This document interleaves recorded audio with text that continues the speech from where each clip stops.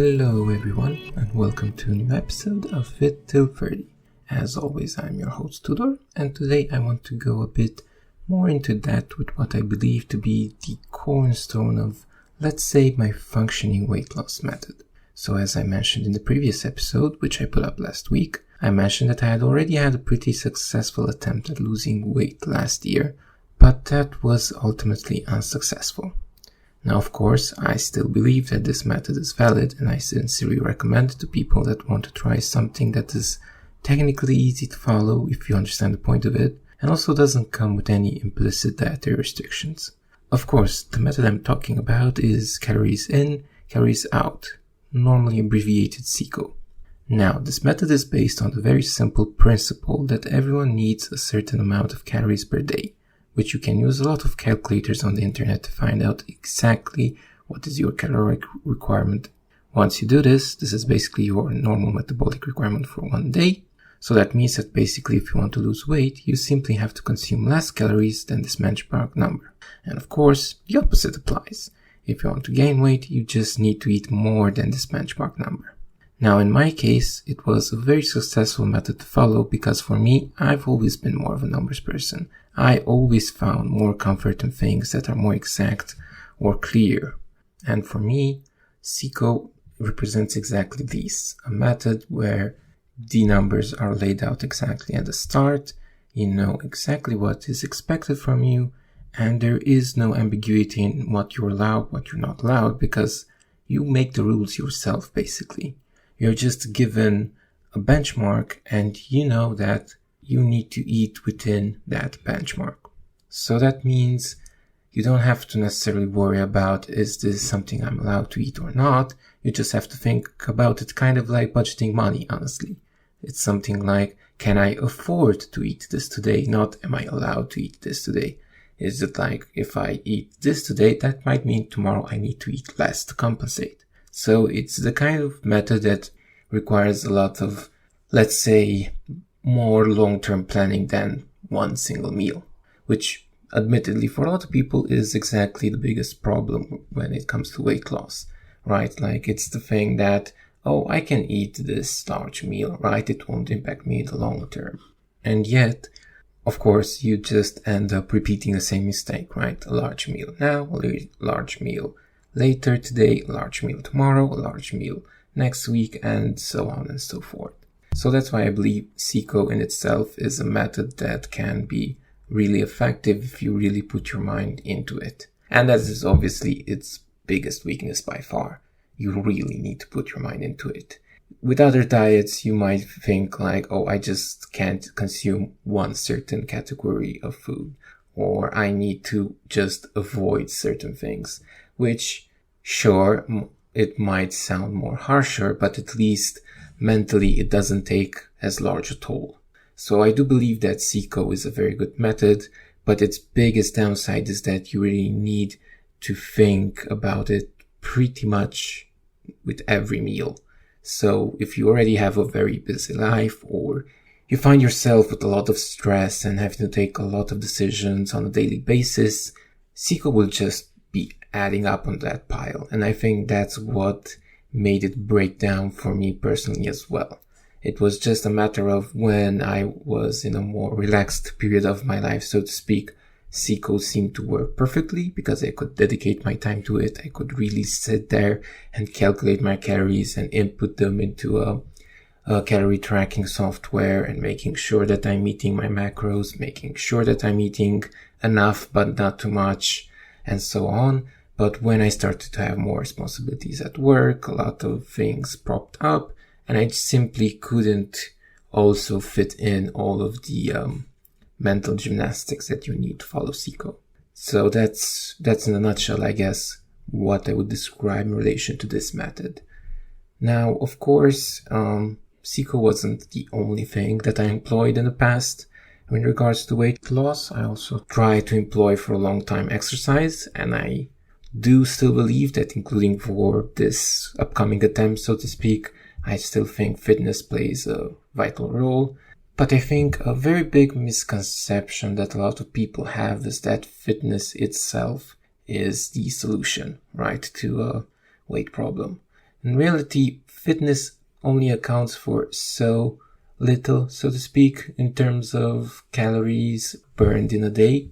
In reality, most of the calories that we're consuming a day are pretty static. They just refer to your basal metabolic needs and as such aren't quite movable. Like, of course, if you are still a teen and growing up, those will change quite fast in time, but basically once you reach adulthood, they don't really change.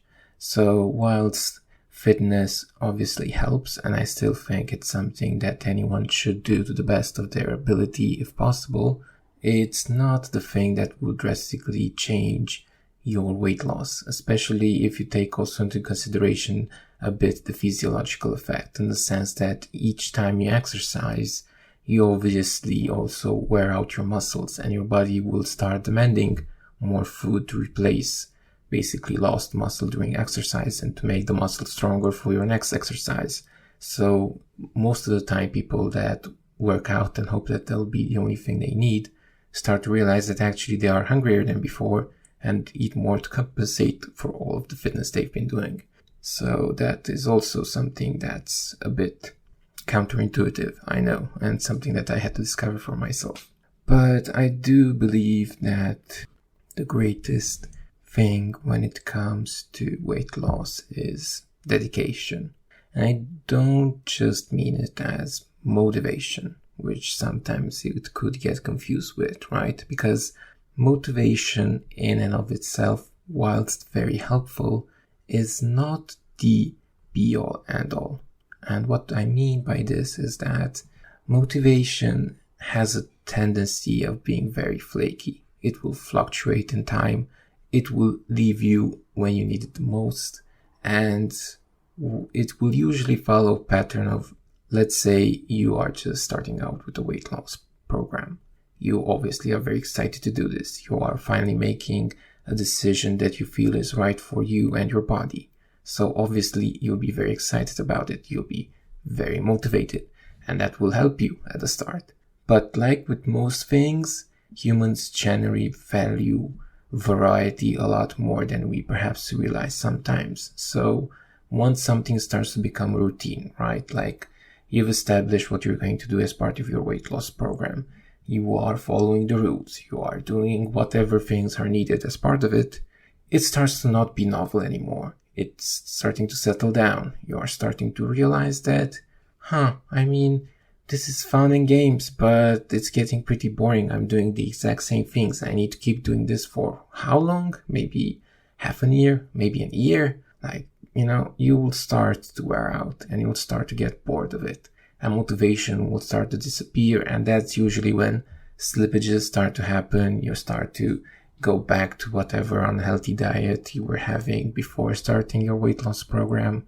And essentially, motivation has left you precisely when you needed it the most, when you were feeling at most bored by the routine, or maybe feeling the stress of it, or it feeling a bit too hard for you. So that's why I think dedication is what is the real determining factor when it comes to this. Because dedication is basically you saying, I will not give up. I will keep doing this. I want this to become part of my daily routine. I don't want to have any excuses. I want to do this because I feel that this is what is right for me and nothing can change my course. I am a ship sailing the ocean and I have a destination in my mind, and no matter what storms, no matter what waves, no matter what any other things may appear in my way, I know my destination. I'm going straight to it. That's how I view dedication, and that's how I view dedication in the context of weight loss.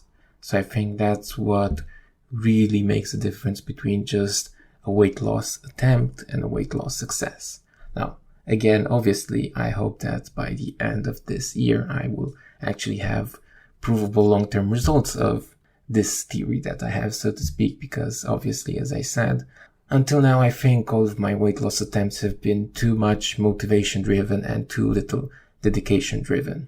I think partly, to be honest, this is why I also started this podcast, because I do believe that one of the things that fuel dedication, so to speak, is the concept of accountability. So, for example, let me take a job. Most of us, I'm going to assume, have a job. So at your job, you obviously have a lot of things to do during your working hours. And most of them are obviously difficult. That's why it's a job. So you have a lot of things that need to be done by the end of your working day. A lot of people that are most likely depending on you and who are holding you accountable to perform all of your tasks in a timely manner. And go figure, most people, as part of holding a job, are able to do this day by day, regardless of how well or badly their personal life is going, regardless of their personal struggles, whichever they may be, and so on. So the idea is most of us are managing to perform well in our jobs, regardless of our personal circumstances. And I feel like that's something that you should be able to translate in your weight loss attempt as well. Because in the end, right, if you are able to keep yourself accountable in your weight loss as well, then you are much more likely to succeed, because you are basically saying a lot of things are depending on this. This is not just me trying something and seeing if it will stick. This is not me just attempting something that I know somewhere deep down that it is beneficial to me, but that I'm just going to try, and if it doesn't succeed, well, that's that. Life happens. But when you actually hold yourself accountable, in, for example, in my case, basically making this a public exercise and knowing that people might hear this and, be invested in this and perhaps even realize for themselves this is something that they might like to do, then I feel like that is something that makes it all the more worthwhile and makes it all the more important for it to be a success, right? Like, I honestly do not want to imagine the disappointment that others might have if they hear that, oh, he had this idea in his head and it sounded so good, but look, it's been a year and he hasn't done anything significant. He maybe even has regressed. So I feel like that's what really makes a difference, right? Trying to keep yourself first accountable, and if it's something that works out for you, because obviously your mileage may vary with this method. You might feel too much pressure, right? If other people are also aware of what you're trying to accomplish, it might make you have basically a form of performance anxiety, right? Like, it would be something similar if you're trying to speak in public, right? So it's perfectly understandable. This is something that might not be comfortable doing. So again, I think in the end, this is why weight loss is such a difficult subject to discuss about in general, right? And why there are so many misconceptions, variants, personal anecdotes that don't work, and so on. Because the whole point of it is that we are all unique individuals, and weight loss is also something that is uniquely personal to each and every one of us. So that's why it's very difficult sometimes to find something that works for people in general. But again, I feel at the end of the day, and that's why I still appreciate CICO, if not as a method in itself, if more about what is the heart of it. The general, physiologically proven way that in the end, the only thing that matters when you're trying to lose weight is that you need to consume less calories than you actually need on a daily basis if you want to lose weight. Now, even if that method of accomplishing it may be very different from one individual to another, that doesn't mean that we can ignore our biological bodies. Like, even though we have different methods of accomplishing our goals, we are all limited by the same constraints. So it is clear that weight loss is a difficult topic, but its essence is always the same. People that are simply trying to make a change in their lives for which they can reach this state of consuming less than they need on a daily basis, so they can end up losing weight and reaching the weight that they desire. Alright, so I think now we should move on to what would be a regular occurrence at the end of each episode, Mainly, it would be a discussion on what I've achieved in the last week, what is my progress in my weight loss, and a bit of a reflection on what worked and didn't work for me. So first off, obviously, I'll start with the weighing. Now, obviously, to give a bit more of a context, I basically weigh myself each week on Wednesday in the morning, preferably after going to the bathroom, and also with as little clothes as possible to minimize basically any interference when I step on the scale. Now, of course, this just means that basically I have a very good baseline so that I'm sure that each time I weigh myself, I'm pretty sure that any variances from one week to another can be attributed just to how much weight I actually lost. But of course, there will always be some factors that can impact your weight on the scale, let's say. So it could be things like how much water have you drunk during the last week, how much water retention your body is doing. It could be things like, for example, if I didn't weigh myself right at the start of the day and I managed to put in some activity beforehand, obviously you could be sweating, you could be all kinds of tired and basically already have an influence upon the scale. So, in my opinion, I think you need to be very careful about when you do your weigh-ins and try as much as possible to keep them at a pretty similar level, so to speak. So basically, let's go right to the facts, obviously. So last week when I recorded the first episode of this podcast, I was sitting at a pretty flush 125.1 kilograms. This week, I am happy to report that I am now weighing 123.7 kilograms. Woo!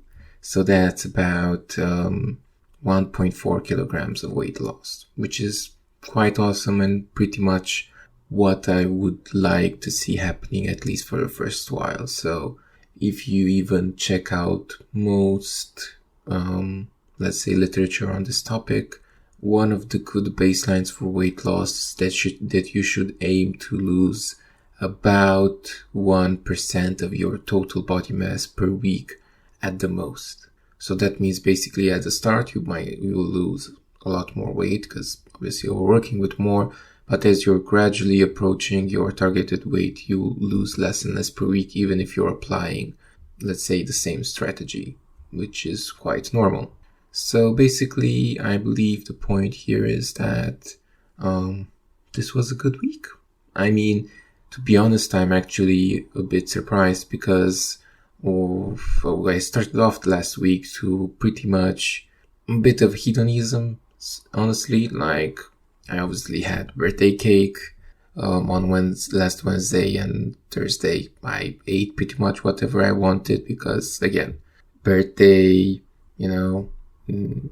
give some food to everyone, order some food online, and so on. So, to be honest, I'm glad that apparently my efforts later down the week, so basically in the weekend, I did a lot of activity around the house. I also went grocery shopping, which, I tried to basically go buy food as much as possible and try to do some activity. And I've also been eating pretty strictly for the last few days. Like, I basically have one, let's say, normal meal, so to speak, and also the second meal would be something lighter like a salad.